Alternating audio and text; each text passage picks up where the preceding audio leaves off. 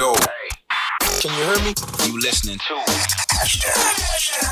WAW. What a week.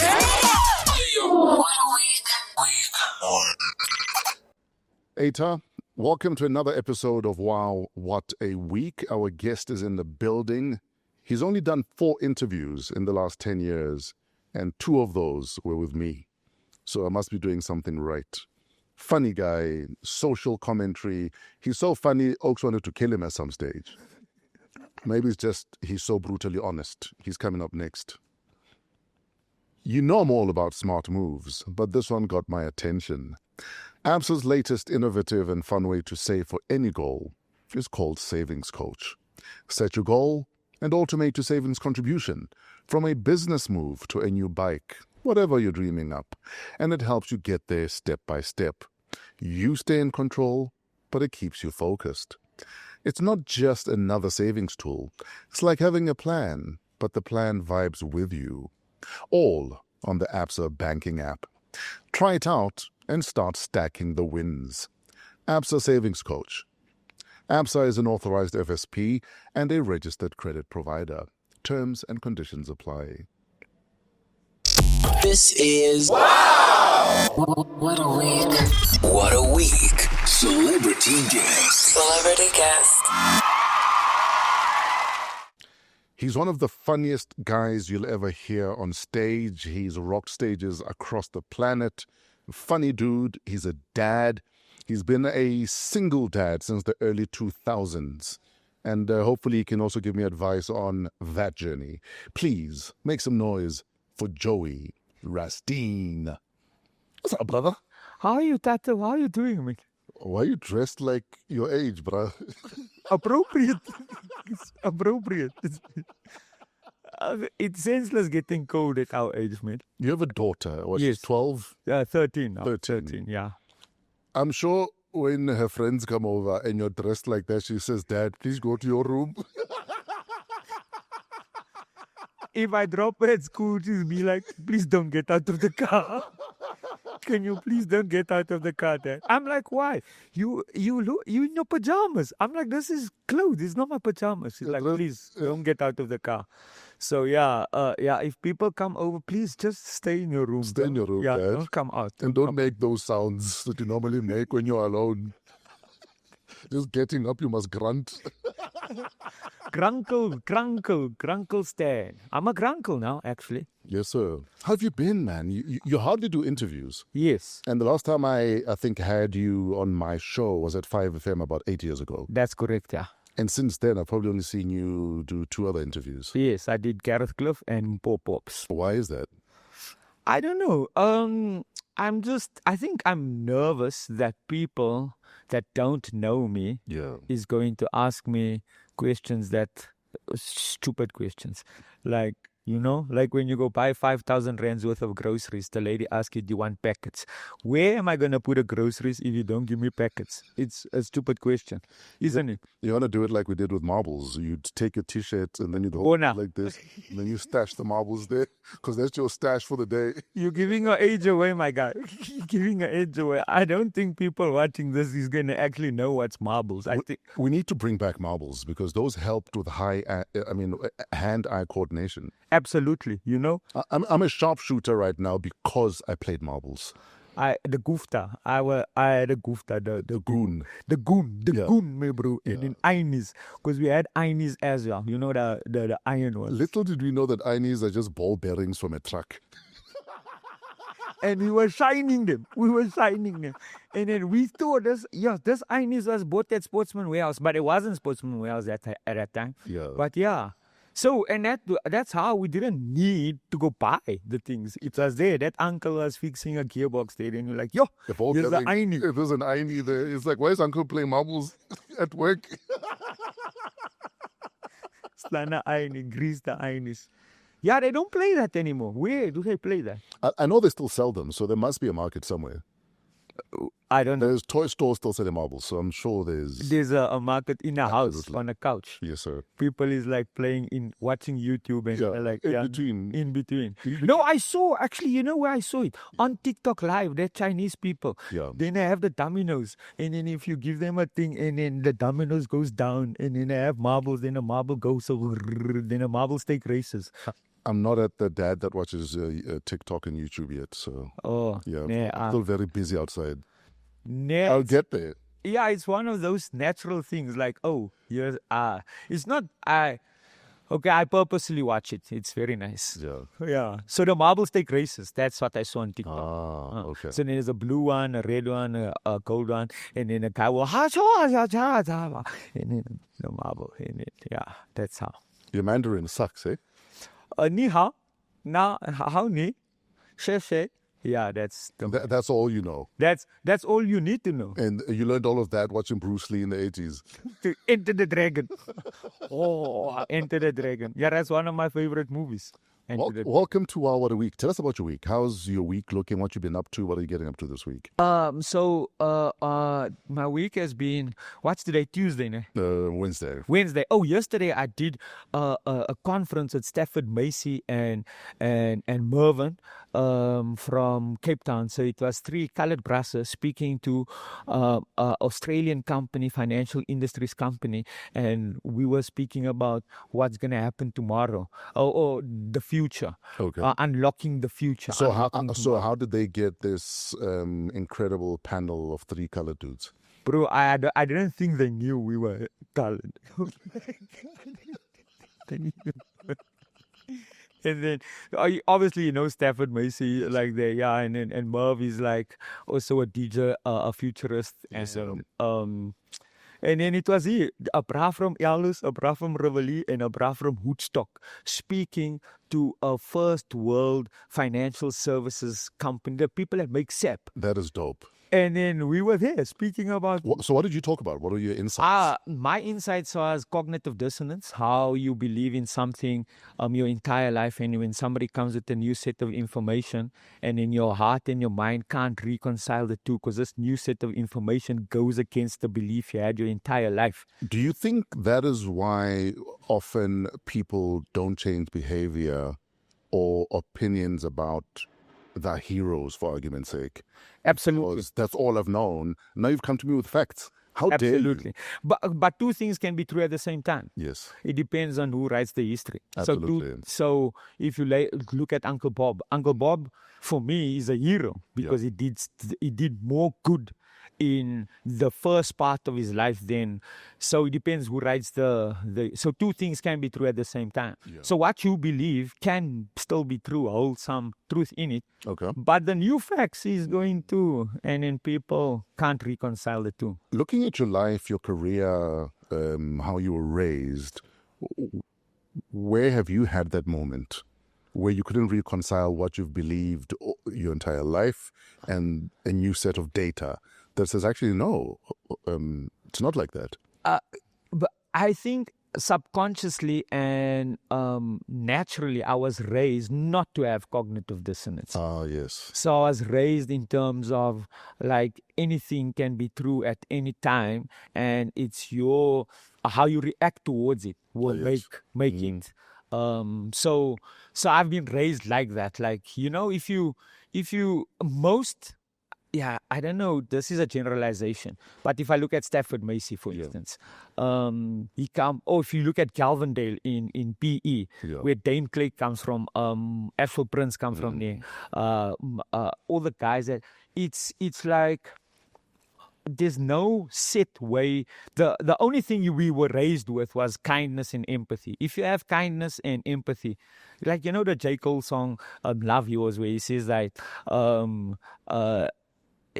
Even though you were blessed and then compared to the people, even though you had less compared to the people down the road, you were blessed. So it's that kind of thing.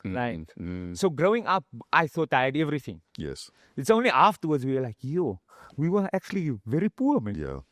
I think a lot of our, especially moms and grandmothers, had a way of shielding you from your own poverty. So it's only when you look back that you realize we were poor. But what that made you do is you didn't, like our generation, Yeah. don't want more. Yeah. Like, it's not like... In fact, I'd like to take it back. I don't want to say shielded you from your own poverty, but showed you that you can get by with what you have. Donkey. And then you must be grateful for what you have. Absolutely. And people say it's a bad thing, like, oh yeah, you must be... Now the generation is like more. And Yeah. no, brah, you don't need all these things. Yeah. There's a saying where you will get what you need until you want more. Absolutely. So now, if you can control that you want more, the world would be, I don't know, it's a juxtaposition. You know, I realized it even with my eating, Yes. that the more I eat just what I need, the less hungry I become. Danko. Because my body has what it needs. Danko. So I never, like, if I go to a restaurant, I always leave with a Doggy bag, yeah. doggy bag. One, because I'm the big dog. Sorry. But also because I eat what I need and I'll eat the rest later. Yes. So you always, and I think that's what our parents' generation subconsciously drilled into us, is that you what you need is what you're getting. Yes. You don't be...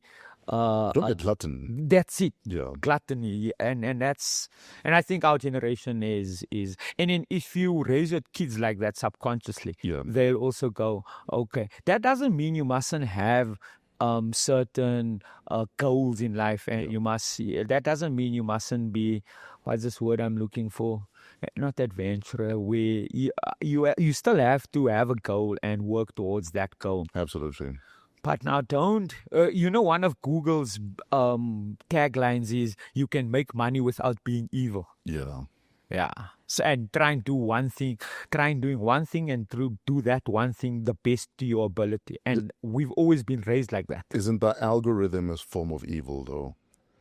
Yeah. That's too intellectual. And how we were advertised at based on previous behaviors on that very platform. Surely there's a form of evil. I think it's a subconscious evil, though. Yeah. I don't think, if you purposefully do it, Yeah. then it's different. Like if you purposefully pretend to be something that you're not, or you sell something that is not true, that's a difference. You sound like Hansi saying the devil made me do it. Like Google. Maybe we don't know because we weren't. You sound like a Google lawyer saying it's the algorithm. We had nothing to do with it. I'm not defending anything. Evil is evil. Yeah. But you can't attribute malice to what you can attribute ignorance to. Absolutely. So certain people is just going to be people. So this person is doing something, and then that's something you be like, that's wrong, or that's evil. Sure. But that person don't know any better. So now people constantly attribute malice to that. It's like the attribution error. Like I love Fresh. Sure. So if Fresh does something, I'll be like, that's something good. Then I'll say that is Tato's character. Sure. If Tato does something bad, I'll say, oh no, that's the situation Tato found himself in. That's why I had to do that. That's the attribution error. Your enemy is the opposite. Is it good or bad to live in this attribution era? It skew a whole way of thinking. So whether it's good or bad, it's like Jay-Z, for instance. Jay-Z did this, then people say Jay-Z The rapper, or you mean Jay-Z, the politician? Jay-Z, the politician. Okay, so it's Jay-Z, not Jay-Z. Yeah, Jay-Z. I love Jay-Z. Okay. Like, by the way, just like people can judge me for that. But what he says, what he did, his enemies attribute that to his character. Sure. And then somebody else do exactly the same thing that he's doing, and then they say, no, it's the situation. It's like... So you're saying sometimes it depends on the who. Yes. That we determine the how we respond to it. Matiba is a great example. So but we're going to leave that. So for instance, not saying Diddy is an angel, but there are people who have been doing what Diddy's been doing way before Diddy was doing it, but they are white. Clive Davis, and you know, everyone's kind of just walked past it. You know, Elvis Presley was married to a child, but we kind of romanticize the fact that Elvis Presley was sleeping with a 14-year-old. Exactly at that time. Yeah. So now people... But even at that time, it should not have been. Thank you. So it's the attribution era. Yeah. And in that attribution era, skew the whole way of thinking. We're not saying Didi is an angel. Absolutely. Yeah, he's a box in Afrikaans. But if we're going to paint, let's paint everyone then. Yes. So you can't. So again, if you're the enemy, they'll say, "Oh no, it's your character." You're a terrorist. Danko. But if you're not, then you're a freedom fighter. Danko. You see, me and you, we are at that age where we understand. I don't know if the people watching understand that nuance that what we just came up with. I'm sure they do. And those that don't, the cognitive dissonance will dissipate at some stage. Yeah, for some people it's a terrorist, for some people it's a freedom fighter. Yeah. Like, so again, it's that attribution era. Sure. So one of the big stories this week is there are certain governments that are imposing sanctions on 2 Israeli cabinet ministers because of, I think, that rhetoric. West Bank, yeah. The West Bank situation. And Marco Rubio is saying that it is wrong that our friends are being sanctioned because, in essence, they're doing the Lord's work. Hamas are evil. And what are your thoughts on what's happening and how the world is almost sitting and doing nothing? Because if any other country on the planet did even a 100th of what Israel have done in Gaza over the last year and a bit, they'd have hell to pay for it. So I think people must understand Yeah. that Benjamin Netanyahu's party, that Likud party, Yes. that is the cause of everything. Yes. So they must understand that within Israel, there is a certain people that's trying to push back, and those people is being silenced, Sure. obviously. Yeah, because they carry on like every Israeli is for this murderous mayhem. Yes. And it's not. Yeah. And it's because it's just Netanyahu. So if you take the head of the snake, you know the old saying, Yeah. you have to cut off the head of the snake, and then everything will, then it will... In the West Bank, for instance, that 2 guys that are speaking, and they were just speaking, I think the underlying, people need to understand that there's always a end goal. So that end goal was, how can we turn Gaza and the West Bank into something more profitable and get rid of all the Palestinians that was Yes, staying because there? these brown people are a problem. They must Yes, go. Yeah. that's... So now, how can we do that? October 7th, Hamas, look here, you've got the gap there. Go in for that. Because how do they know that that is a specific date that they could attack? Mossad is too... this is just a conspiracy theory. I've been arguing the same thing, though, that Israeli intelligence would know when a fly farts. There's no way there was an attack of that magnitude and they picked up nothing. There's no way. And that is the most sad... It's sad. It breaks my heart that Hamas fell for that trap. Yeah. But now Hamas got a new leader, the young one. So he understands that there's different... He doesn't have cognitive dissonance. But look, man, if I'm a 7-year-old... But how do you operate as a Hamas without losing favor with the rest of the world? Because I fully get it. We're fighting for our lives and our land here. Okay. But how do you do it while winning the hearts of the rest of the world? So for instance, I understand why October 7th happened, but I also feel like it shouldn't have happened because now we're here. Right. Now, there's 2 things here. Yeah. One, it breaks my heart that they took that opportunity. Yeah. Like they fell for that trap. Yes. Right, cool. So, I understand why, because of the history. Yes. And because it's not since October 7th, they've been fighting. The Intifada started in the 90s. And I think that's the saddest thing about people who want to justify Israel's action. They make it seem like October 7th happened in a vacuum. Yeah. You know what I mean? Yeah. We don't know. What music are they listening to? They've never been like this. They've never been this angry. They've been angry since the fucking 60s because you guys don't listen. Yeah, like 6 day, Yom Kippur. But we're not going to go into that. Yeah. For me, what should have happened was Netanyahu should have gone and say, look here, Hamas attacked us, but we're not going to bomb hospitals and bomb mosques and use and go try and look for the Hamas leaders. We are gonna find favor with the world and say, okay, yo guys, you did attack us. Or we're not gonna come attack you. There's hostages there.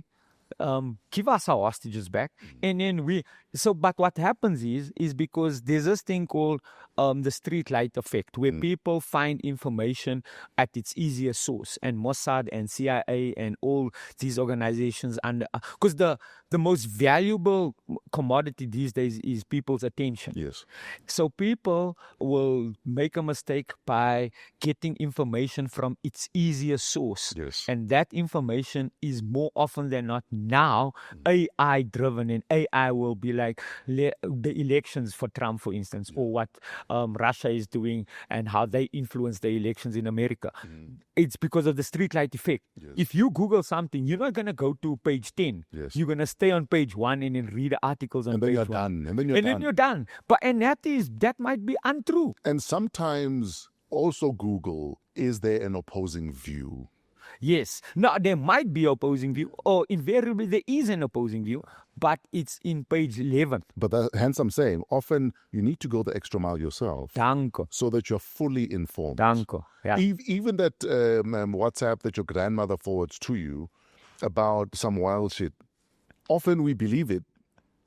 And old people are not going to look it up because if it's on WhatsApp or the internet, it must be true. And also if Tato sends it, it must be true because Tato knows the things. But nobody ever says, let me look for the source before I forward this thing. And I read an article yesterday from the editor of the New York Times, and he said he's a intellectual parasite, intellectual, because he's like, even my own opinion, if I write my own opinion in the New York Times, it's still influenced by the people that is funding me. Absolutely. So I can't speak my own truth. I have to speak a truth that will make them happy still. That's it. Yeah. Make them happy still. So even if I want to write my own truth, it's still not going to be my own truth in terms of factual. It will still be within their context or whatever the agenda is. You listen to radio stations. I'm not going to say which radio stations, but certain radio stations. And then you can hear these people is like anti-ANC and pro-DA, for instance. Like, oh no, Yalen Zille is going to be the mayor of Joburg and she did this and that and that and that. And then Abra phones in and say, yeah, but what happened to Khayelitsha and Langa and Nyanga in Cape Town? And then someone else can argue about what happened to them before the DA. Yes, and then that's the argument. And often can you compare what they looked like before the DA and after the DA? Because often that is where the proof in the pudding is or isn't. Or not. Exactly. Yeah, or not. Yeah. So, but if you look at KwaMashu and Umlazi, that's been run by not the DA.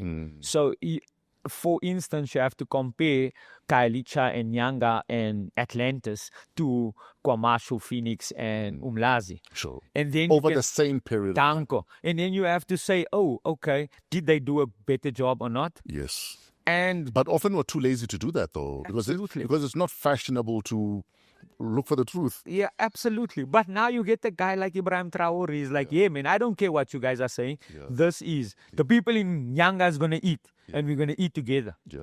And it takes, you have to have other guts, my bro. You have to have willpower. I think you have to have balls and people around you that you trust. Hard. Because sadly, it's the people around you that are going to be used to take you down because you're a problematic native. Moment of truth. Gangsta, moment of truth. And everyone has a price, unfortunately. Yes. Then you could be boys for 50 years. Yes. But if someone says, here's a briefcase with $10 million dollars and some cyanide, can you slip that in his tea tonight? I think money is not as a bigger motivating factor these days. It's more like status and it's like this theorem. We'll make you prime minister. Take him out. Yeah. So you want to feel some sort of importance. So you can eat also. Yeah. status, certainty, and so that's the motivating. Moment of truth, gangster. It's kind of lonely at the top in whatever you do. You always got to watch MS around you. Nobody's invincible. No plan is fool. Yeah, that's like one of my favorite songs. The same shiesty cat that you hang with and do your thing with will eat you up and set you up, nigga. Beat the language. Sorry, I said that word. It's always the people around you. Danko. Yeah. And often you look out there for some boogeyman. And the opposite apply also. Yeah. So we were lucky that we were growing up in an age where our friends called us out. So if you see me do something in a club that's not on, you'll come to me and say, yo, Joey, you either this or you either that, go home now. Or this one. So we called each other out in that era. It's still like that even now. So if, for instance, I step out of line, Oskido will pick up a phone and call me. Yes, and say, David will be like, yo. If I feel Euphonic should have done something differently, I call him and tell him about it. Yes. And for me, it's not about whether they're going to fix it or not, but they must know that the people around you think you fucked up. And that was it's our culture. If Dave, like, I went through a No, you guys don't love Dave. Why is he still wearing that hat? Anyway, carry on. We actually tried to buy him a new hat like that, but you can't find it. I think I must go to Ethiopia. Maybe they have one there. Dave, these guys are cows. They don't love you. No, but the thing is, Dave will call you and say, yo, Rasdien, that's not on. Or You're saying you were going through at what stage? Or what so I was going through a depressive dip in COVID. Like, it was a midlife crisis that I went through that I didn't even know I was going through. What does a depressive dip look like? You don't know where you see yourself in 5 years, let alone next tomorrow. So it's like you've achieved all these things, but what's next? Okay. So what's next? But how is it manifesting that some of your people realized it? Because they know me. Yeah. So people know, this is how Yusuf is. This is how Joey is. This is how Yusuf is. Yusuf is obviously apart from Joey. Yes. And then they're like, but Yusuf is going through these things. He combed his hair. He's stitched. That's funny. You don't cut your hair. Don't cut your hair. So that dip is like, so sometimes the things that you think you need and want is not the things for you. And that's how people get depressed. Yeah. Like, because they want something that's not meant for them, or they want something, or they working towards something that's not for them. Yeah. And then how do I get there? And then you don't know how to get there. And then you go into this mode of, the world is. So how did your boys, your girls, your people rally around you during that period? Yes, Nick Rabinovich came to my house and chilled with me. Yeah. Riyadh spoke to me for like hours. So when you guys hang out as comedians and one of you's feeling down, do you like crack jokes? No. Or do you go like deep? Deep, Hunt. Deep. Like, deep. We go deep. It's like, and I went to a shrink. Everybody, friends. So you and Nick Rabinovich like chatting there, trying to fix each other. You guys could fucking fix Gaza. I didn't think about that, Nick. I didn't think about that. So it's like, it's a support that you don't even have to speak. You can just be there. Like Riyadh is there. Like Kag sent me a message on Saturday saying, yo, Rasdien, how you doing? No, it was Eid on Saturday, so we had to slaughter and stuff and whatnot. We don't say happy birthday and stuff. It's like checking out on you. David Kibuka once just transferred money into my bank account. Yeah. And I'm like, yo, what's that? Then he's like, no, keep that for me. No, if I worked on the Daily Show, I'd also be sending people. No, but I'm just saying, I didn't ask. I didn't like, he's just like, no, keep that for me. Yeah, but then, you know what he means. Yeah. And then you're like, this money is giving me money, what. Then you're like, oh, Dave, I need to, nah, that's for you. Keep it. Like, so it's that small things. That's one thing I think we underestimate about showing up for people. Yes. That we think it must always be in words. Yeah. Because sometimes us just being in the same room together is the only support I need. Absolutely. You don't have to say anything. Yeah, you don't have to give me a hug. Absolutely. We can just hang quietly. And I know you are there, and that's all I need to get me to the next day. And bare minimum. Yeah. You don't have to say anything. The other thing that I've realized is if you're angry, it's better to fight with people that's close to you. Yes. So I'd rather be upset with Riyadh and swear at Kags, for instance, or like, because they close. They're not going to charge. Kags is Kagiso, by the way. Oh, yeah, Kagiso, sorry. Sorry. Kagiso Ladija.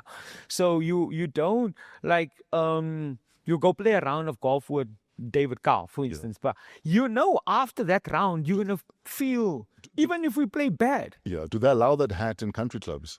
Bro, he's got other nicer clothes. Oh, okay. He gets sponsored by E2 now. So, like E2 gives him this new golf clothes. E2, thank you for sponsoring me. And then his golf fellies. I was going to wear it today. We gave away 5 pairs over Really? Golf fellies on the show. They were Kauffelskoen. Yeah, no, I got those.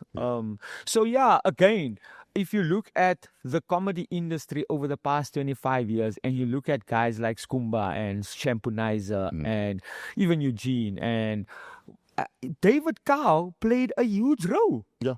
He's been opening those doors. Yes. Sife Sonene. Yeah. All those guys, that's like, he played and because people don't know what he does behind the scenes, for instance, and what Kagiso Ladija does behind the scenes. And that's the friends you want around you. Absolutely. The ones that can say, yo, you stop. So June is Men's Mental Health Awareness Month. Yes. And, comedians like Robin Williams, even Trevor Noah, often speak about the link between comedy and personal pain and tragedy. Yes. One, how has that translated in your life? Because you've had tragedy along the way that you're dealing with. You've dealt with mental health issues along the way. It was a subconscious thing. Yeah. So, a cathartic experience when you use your art to get over your depressive state. Yes. We're lucky in that we as comedians can use our art to get over our depressive states. And that's a cathartic experience, catharsis. Yes.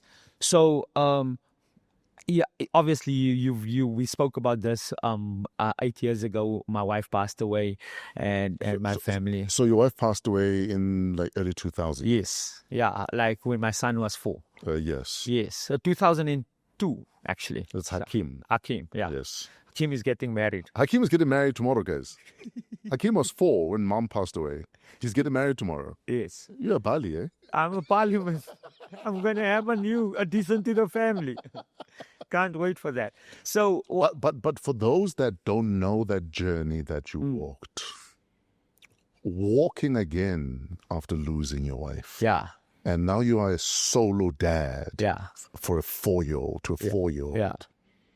He looks to you and no one else now. Yeah. Yeah.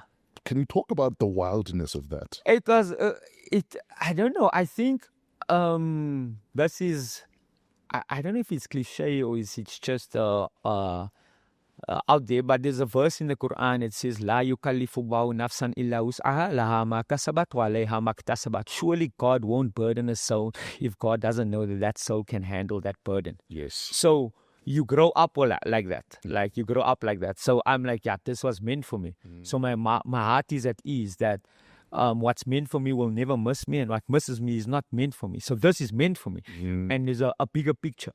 It's the people just like, yeah, we're chatting. If you look at, there's lots of people in the world that overcame certain things, and instead of using it as a stumbling block, they use it as a stepping stone. Yeah. Comedians in general use stumbling blocks as stepping stones. Yes. That's just a general statement. Any comedian that you see use a stumbling block as a stepping stone. Sure. I think that's just entrenched. And then also you have to be comfortable in your vulnerability. What happens is normally people don't want to be vulnerable. They don't want to ask for help. They're too proud. They're ego-driven. And then you can't. Yeah. If you're a single dad, you can't be ego-driven. You can't. You have to sort your things out. Hakim is 4. Yes. Mom was there one day and then she was not. Yes. What conversations are you having with a 4-year-old? Yes, bro. It's like, at that time, it was because she was also in and out of hospital Yeah. a lot. So when he was growing up at that time, it was like we thought it was normal that somebody, that's how he thought baby. Oh, that's how he. Yeah, he it's like reasoned it is like, yeah, your mother's gonna be in hospital Yeah. and stuff. So because my father was also like that. My father passed away when I was 9. Jeez. So he was also in and out of hospital for like 5 years of the, when I was like 4, he was in and out of hospital for like 5 years, and then he passed away when he was 9. So it was like a preparation. It was like a normal thing. How do you speak to a child? Now looking back, I'm like, I don't even know. It's like it's by God's grace. And What was your biggest fear at that time? losing him. Yeah.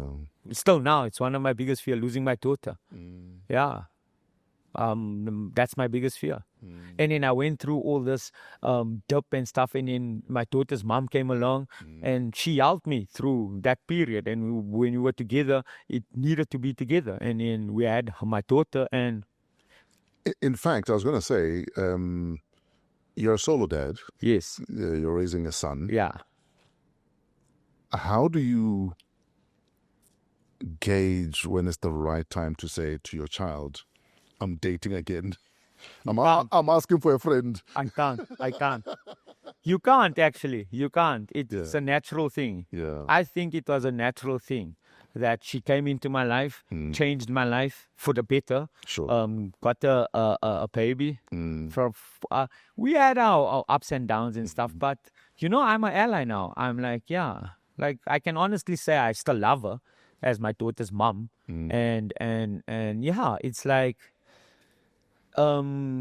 she came at the right time, at the right place, and and it was God's will that we had my daughter. And in looking back, I wouldn't have changed anything. Sure. Yeah. Sure.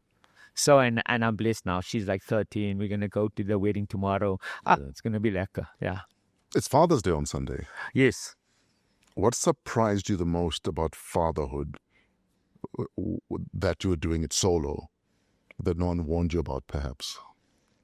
I don't know. Nobody. It's you don't love for yourself anymore. Right? Yeah. Just you don't love for yourself. You like before the children, you would have made stupid decisions. Like you go to the Sands Hotel and watch Nigeria versus Italy in the World Cup. And Roberto Baggio, and I was in the hotel with Nigerian Oaks.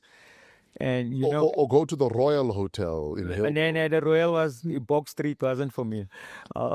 Bog Street was a bit far. I didn't like Bog Street.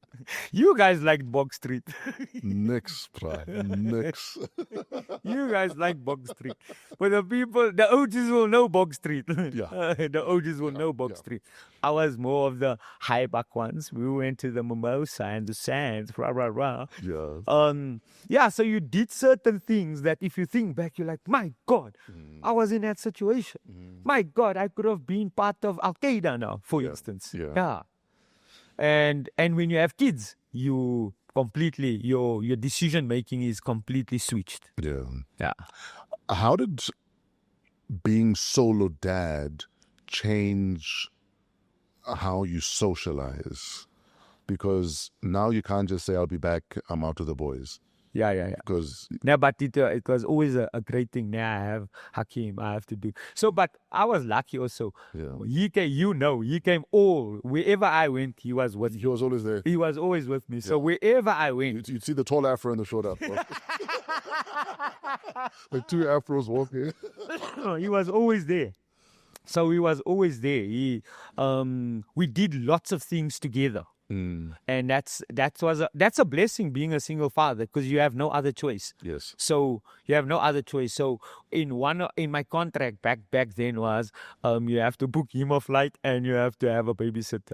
So if I'm gonna perform in Dubai, they book him a flight and I had a babysitter. And I remember the first time we went, they thought I was human trafficking because they didn't look the same at the time. We looked like Chinese, this little Chinese boy. And then this guy, no.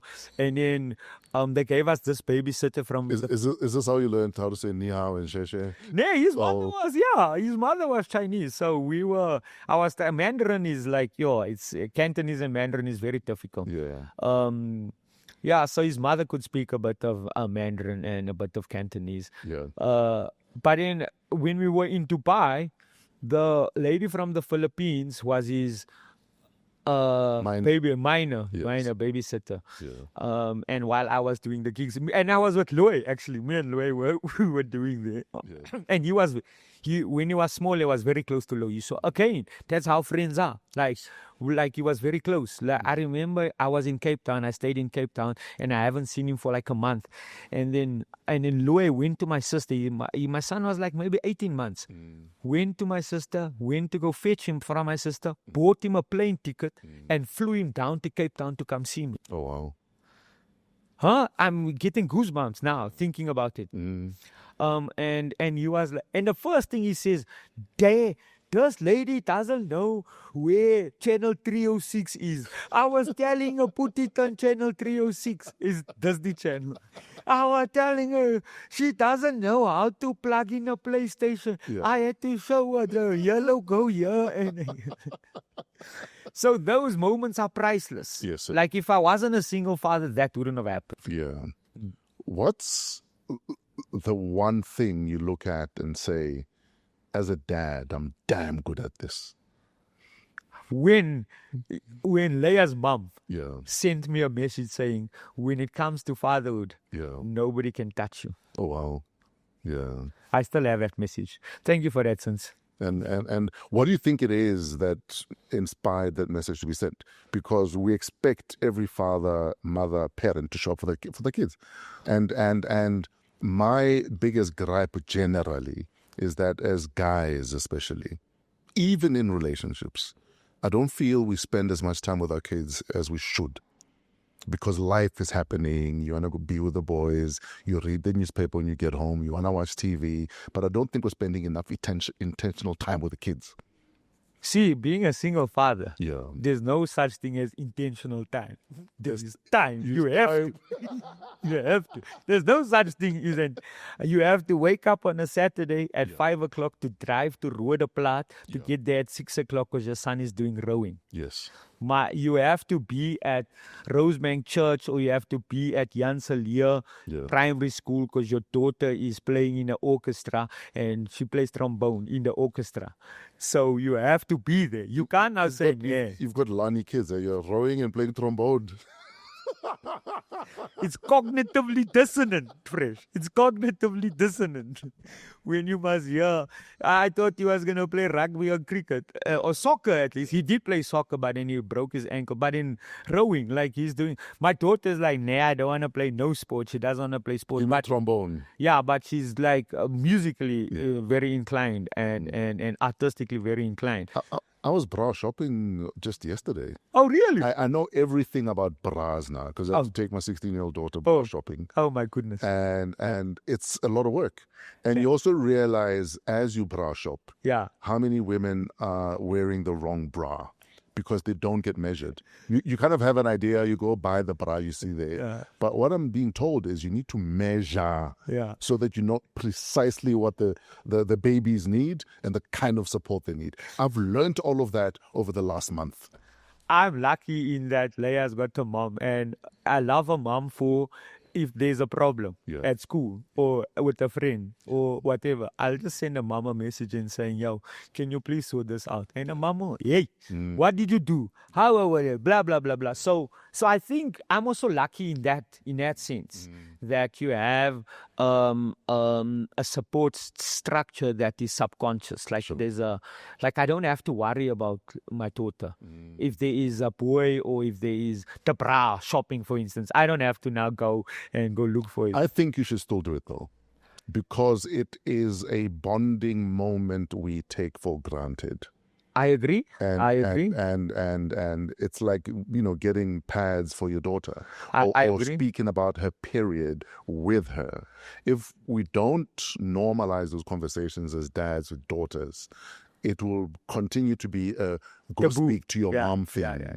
And I No, don't think there should be anything that is out of bounds as a dad that go speak to your mom. I don't believe that. I think we need to reach a point where your kids will go to the nearest parent. Yes. Not to the parent that is easiest to talk to about certain things and not about other things.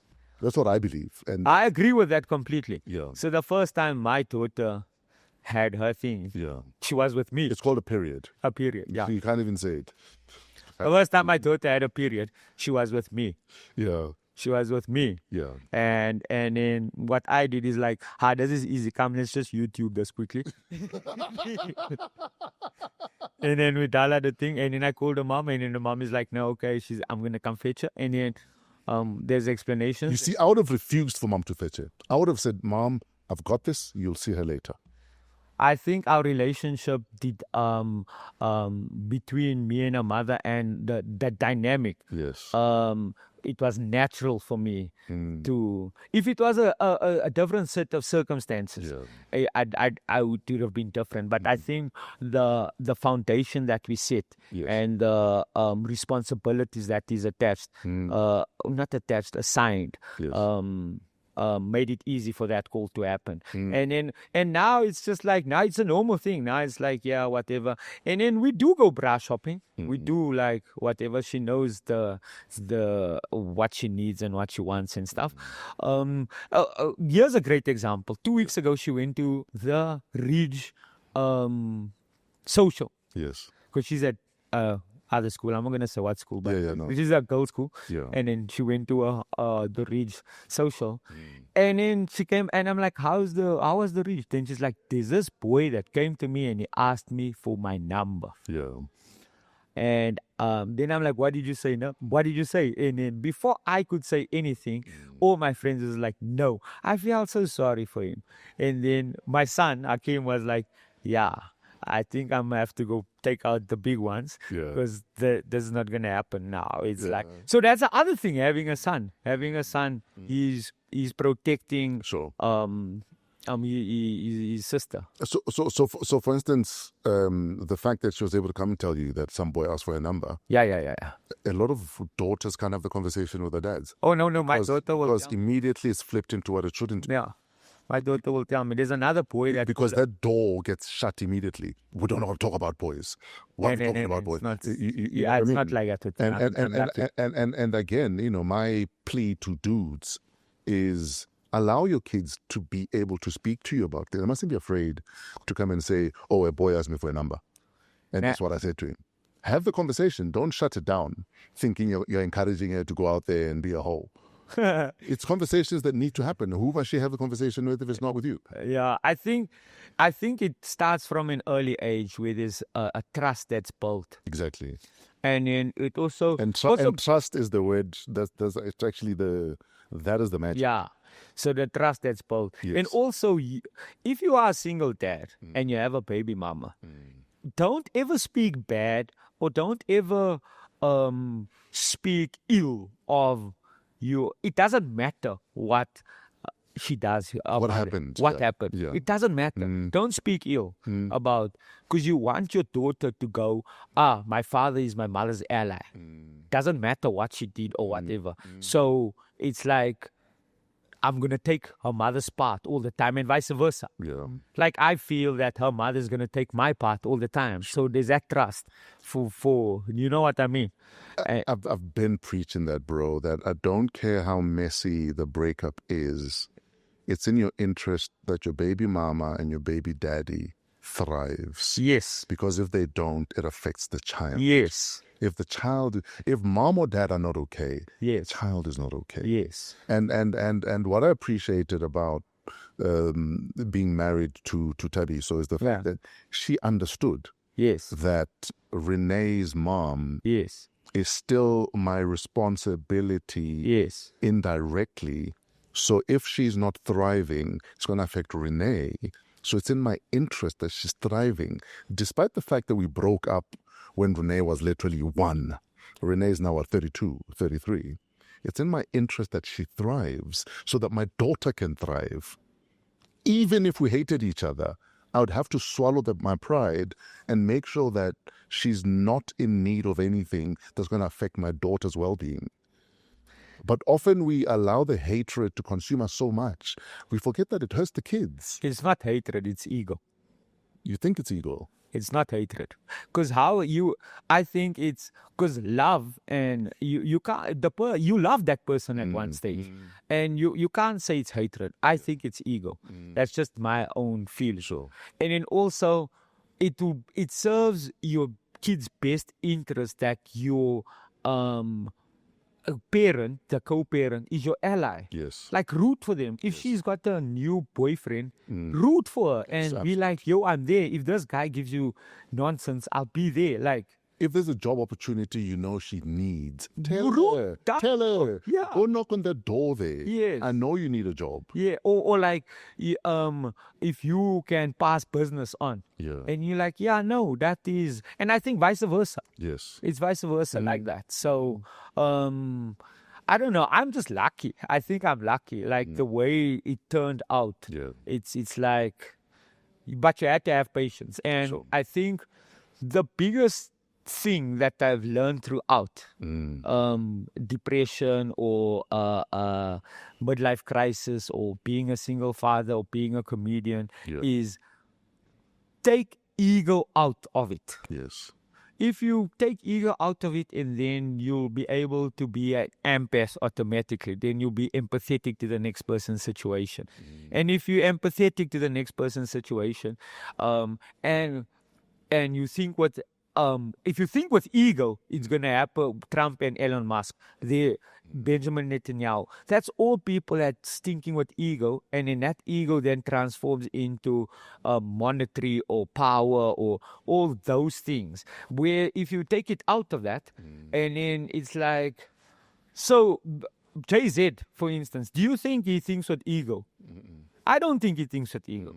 I think he thinks with what's best for his tribe, his clan, for instance. Right? Even Cupcake, I think was like, sometimes I think Juju, Bra, thinks too much with ego. And that's why Floyd and Close name is like, ish. Because I don't know what happened, but that's the only explanation I can see from the outside. So if you can't be empathetic if you egoist. Yes. Yeah. Okay, so you're saying view the world from an empathetic, what do you call, like from empathetic goggles. That's right. Yeah. And life would be much better for everyone, including yourself. Including yourself. Yeah. If you can just show empathy to the next person's plight. And you can't show empathy if you think with ego. Yes. And that's unfortunately my last thing is the most successful leaders or people in the world had ego, but they used it in a certain way. Channel it. Yes. Rafael Nadal, Roger Federer, Novak Djokovic, Muhammad Ali.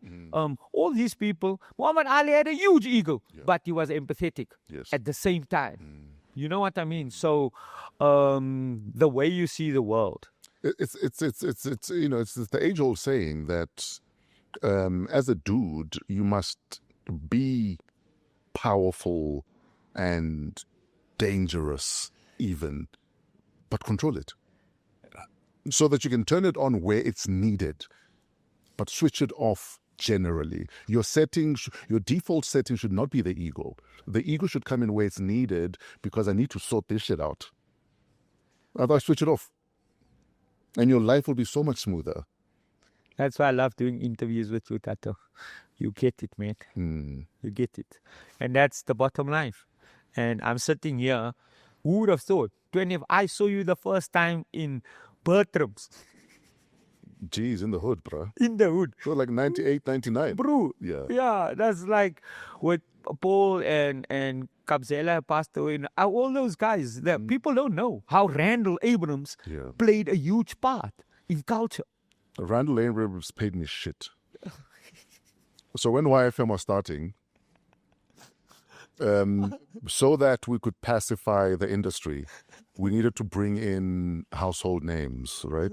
So Sammy T was brought in from 5FM to come to breakfast, Right. so that the industry can be comfortable. Yeah. That there's a household name there. Yeah. Randall was brought from Cape Town Yeah. to come Udo. manage the station. Yeah. And I remember my first salary negotiation with Randall. You know how much Randall paid me? Dude, I was doing the fucking drive show. I paid 4,500 Rand to do a whole fucking afternoon drive show, bro. Oh, that's funny. 4,500. And veg, But okay. from that 4,500 Rand, I still managed to get a Golf 1. But I remember that golf one.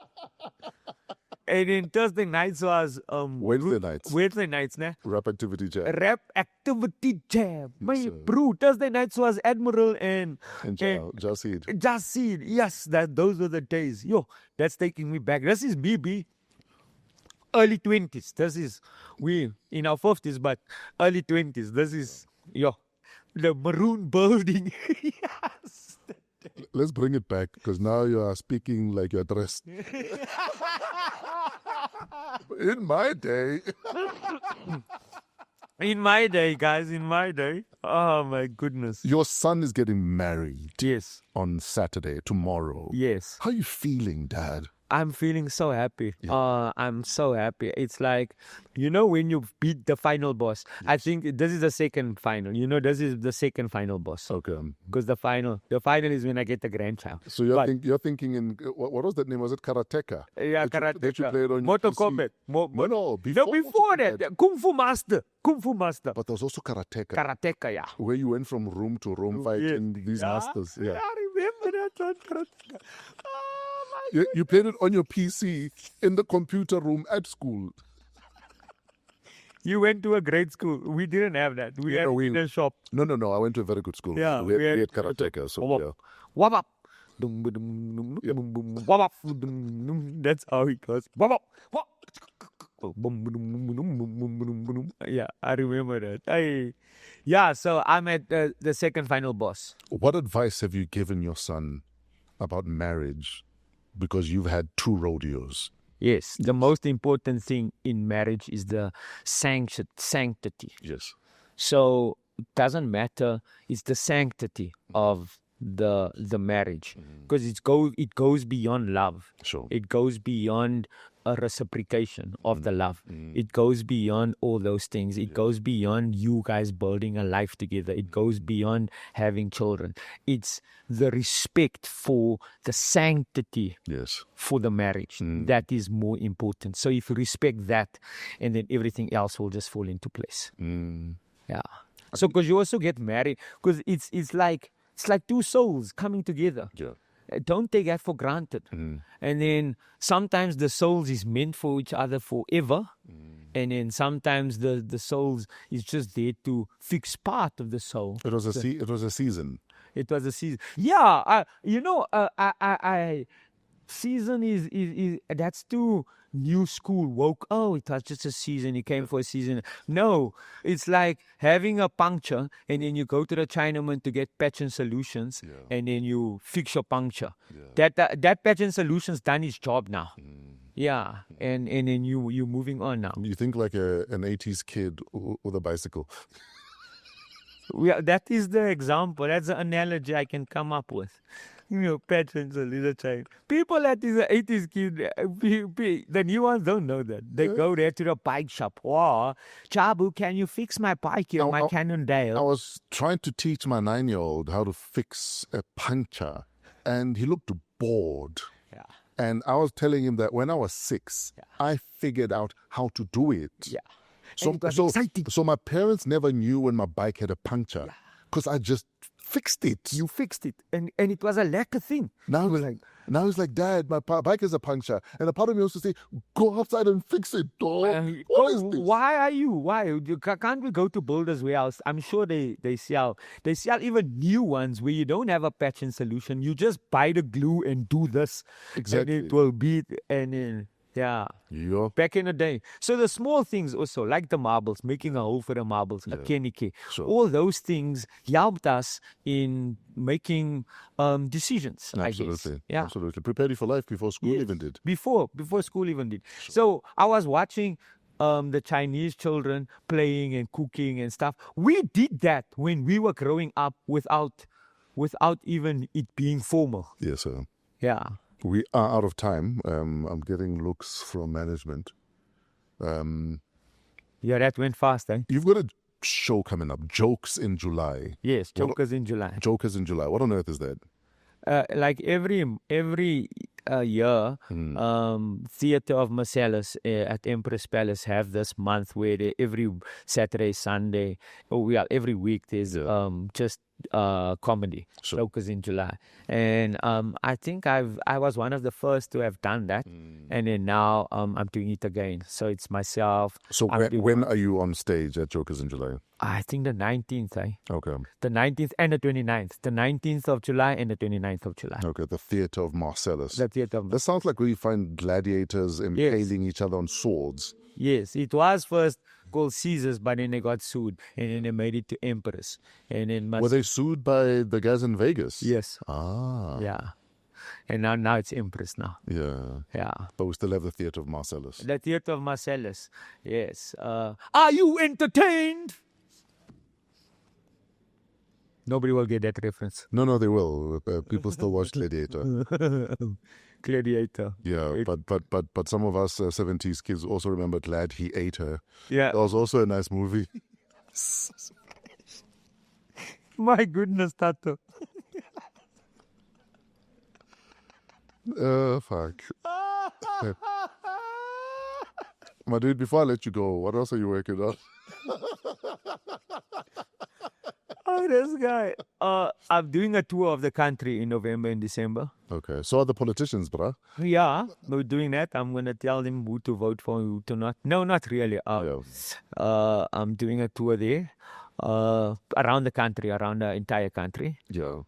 So I'm going to come to a small town near you. Sure. And then me and Riyadh, we're going to Dubai. We're doing a gig in Dubai in October, I think. Then we're doing... Yeah, and then this one is sold out. Myself, Mark Lottering, Alfred, Adrian, Skalk, Besedonod, and Wacked in Grand West. That's also in October. That is dope. That's sold out. And then on soccer season, on Netflix now, there's a movie called Soccer Season, me and Desmond Dube. Yes, sir. It's a brilliant for the young ones. It's basically Akeem's age and your son's age's target market. Okay. It's about a soccer player. It's 3 movies. So what role do you play? I'm the coach. Coach Yo. Ah, okay. Yeah, and I'm then the coach. Desmond He's the Dube father. is selling funeral plans for your team. No? Oh, sorry, my bad. Wrong movie. Desmond Dube kills it. He's the father of one of the soccer players. Yeah. And there's 3 of them. The one that's on Netflix right now is called Playmaker. Then there's one Offside, and there's another one called Striker. Sure. That's going to be releasing over the next year or so. All of them been shot. You kick ass in movies, though. Thank you. When did you realize that, fuck, I can actually do this? Actually, I thought I was going to be an actor before I was going to be a comedian, because Dollars and White Pipes was the first one. Yes. Yeah. If you could do one of them for the rest of your life and nothing else, Yeah. which would it be? The acting or Yes, comedy? that's difficult, eh? Yeah, I love comedy too much, eh? Yeah. I love comedy But too you much. could bring the comedy to the movies. Yeah, but I love True. comedy too much, because comedy, you have this responsibility that you can change people's perceptions and people's minds, and they can hate you for it. And the feedback is immediate also. Yes. Yeah. And then you can also, because you can gauge by the world's mood by what you say on stage. Yes. But I enjoy acting more though. I love comedy more, Yeah. but I enjoy acting more than doing comedy. And then there's also Yassim and Yakals. Okay, 1 second. Yes. So now we just spoke about Desmond Dube Yes. and funeral plans. Yeah. Look who's calling. Read that out. Clients. My true caller says spam, clientele, funeral plans.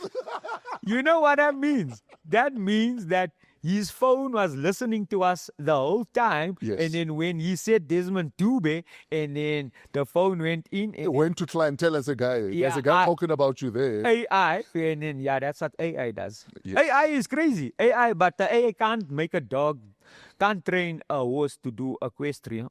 He can't do that. It will soon. No, I don't think AI can make a horse jump over a quickly before I let you go. Yes. You spoke about how comedy can evoke various things. Yes. And you're very conscious as a comedian. Yes. Your social commentary is at levels many comedians never dare go to.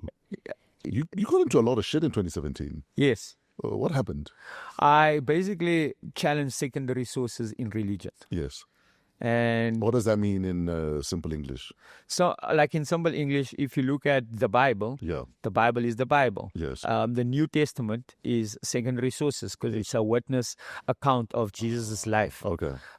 In the Talmud, the Torah had the Talmud. The Talmud is the interpretation of God's word in the Torah Yes. by rabbis. Yes. Similarly, in Islam, Yes. you have the Quran, and then you have secondary sources, the Hadith. And a Hadith is the account of the companions of the Prophet as Sure. to, but now people use that as a jurisprudence. Yes. And I guess some of that So how did secondary sources as an issue make it into a comedy show? That's a great question. The next interview I do with you, I'll tell you that person. Give you that answer. But you upset a lot of people with it. Yes, And it got hairy. it's cognitive dissonance. Yes. So I understand, because I also thought for that specific moment Yes. on stage, instead of me being empathetic, I thought with ego. And I was like, I'm going to show these people that I know a bit more than what they think I know. And So what would an egoless approach have been? Understanding the point of view, or what? no, I understand the point of view completely. Yes. It was me trying to prove a point. Oh, yes. Yes, so that was ego. So push up, push back. Say again? Push up, push back. Yes, and then what happens then is people that you can't attribute malice to what you can attribute ignorance to. Yes. So people are going to be people. So if they don't know any better, they're going to attack you and say yo. And then if they do their own research without the street light effect, they'll go, oh wow, he's got the point.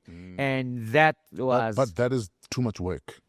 Yeah, but it's our responsibility. But that's what I'm saying, though, that your average human being, it's too much work. I mean, I could post a link and say, Joey Rasdien has the time of his life, and I'd post a link to click through to. Yeah. 90% of people are going to say, tell us more. There's a link there. Yeah. But they're not going to click through because I must tell them how Joey had the time of his life.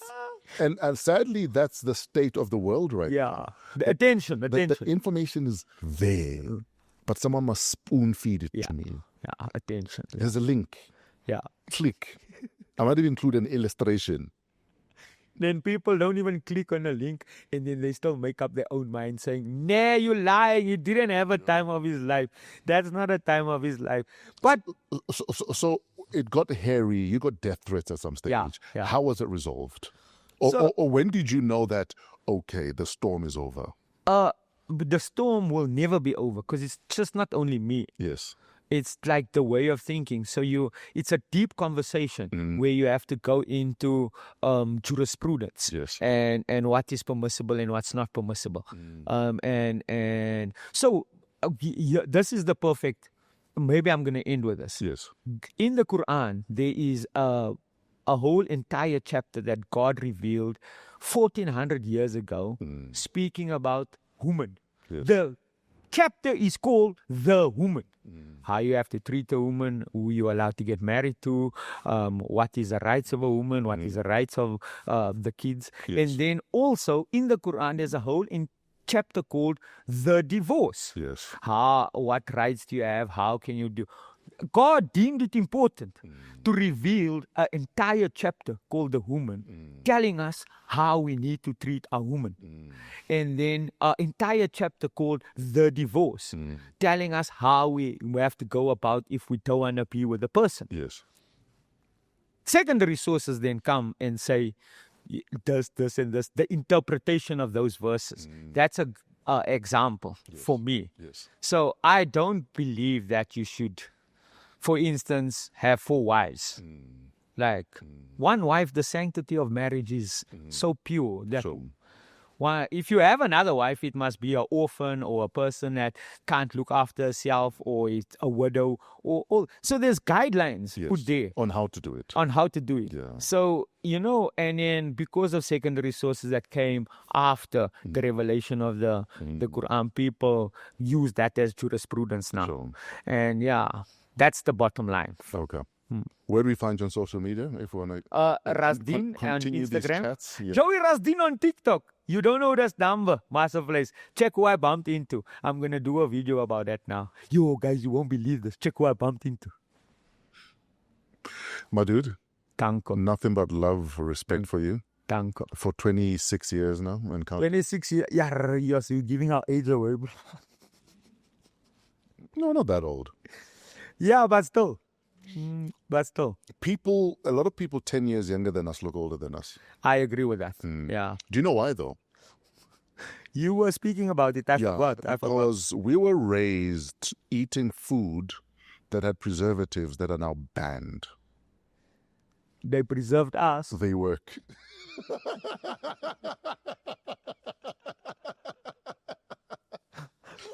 That is why. Joey, I love you, my dude. Nothing but respect, like I said. Thanks for all that you do, especially conscientizing us. Thank you. It's good to go for a comedy show and laugh, but sometimes I want to leave thinking. And that's the whole point of my comedy. Absolutely. So we'll see you at Jokers in July. Yes. Theatre of Marcellus at Empress Palace. Danko. The last 2 weekends of July. Yeah. I love you, my dude. Thank you, Tato. And I love you too. Congratulations on the wedding this weekend. Danko. Shout out, Hakeem. Shout out, my dude. Did you pay a lot of lobola? Let's not speak about it. Okay. Yeah. They know you make good money, so... There's certain things we don't speak about. And Labola is one of them. Ladies and gentlemen, Joey Rasdien is about to leave the building. Thanks for tuning in. Coming to you from AMP Studios, downtown Johannesburg. We are part of the Africa Podcast Network. Email waw@africapodcastnetwork.com. AMP Studios is home to over 100 podcasts. Yours could be next. Hit them up and maybe they'll hook you up. Shout out to Trevor and the team at Pezulu Works for the cinematography, YBF for all of the behind the scenes, Lati for additional production, and our executive producer, Kilezo Modisa King. Most importantly, you. Thanks for being a part of Wow, What a Week. Till next week, have a wow week in spite of yourselves.